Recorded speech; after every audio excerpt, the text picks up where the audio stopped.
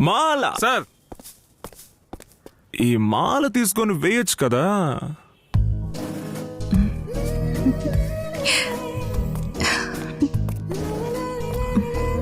అరే వెయ్యి.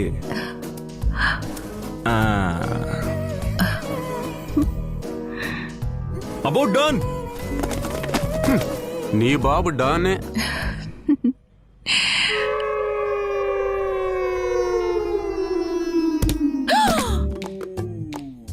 వెనక దేన్నో పట్టుకున్నట్టుగా ఉంది. ఆ రోజు నీ టర్న్, ఈ రోజు నా టర్న్.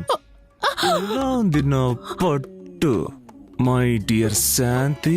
ఇక నీకు అశాంతే.